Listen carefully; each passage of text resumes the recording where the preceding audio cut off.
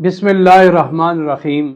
सामईन व नाजरीन, हुजूर ज़ियाउल उम्मत जस्टिस पीर मोहम्मद करम शाह अल अज़हरी रहमतुल्लाह अलैह का पैगाम 14 अगस्त के हवाले से आज भी दिलों को गरमा रहा है।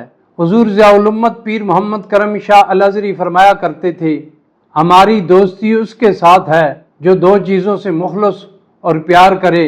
हम उसके दोस्त हैं जो इस्लाम से वफादार हो और पाकिस्तान से वफादार हो।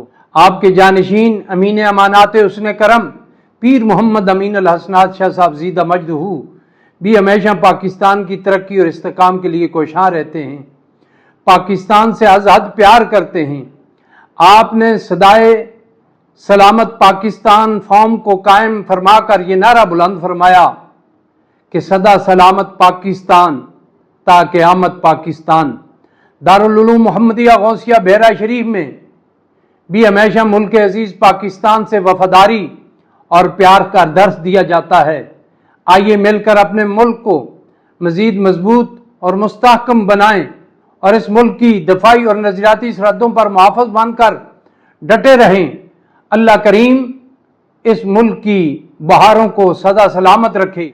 आइए हम ये अज़्म और इरादा करें कि हम आपस में मुत्तहद होंगे और अल्लाह रब्बुल इज़्ज़त की बारगाह में अर्ज करेंगे कि अल्लाह इस नाजुक वक्त में पाकिस्तान की दस्तगीरी फरमा, पाकिस्तान के हुक्मरानों को हिदायत अता फरमा और अफवाज पाकिस्तान को मजीद कुव्वत और ताकत से दुश्मन के दांत खट्टे करने की तौफीक अता फरमा। खुदा करे मेरी अर्ज़ पाक पर उतरे वो फसले गुल जिसे अंदेशा ज़वाल ना हो। यहाँ जो सब्ज़ उगे वो हमेशा सब्ज़ रहे और ऐसा सब्ज़ कि जिसकी कोई मिसाल ना हो।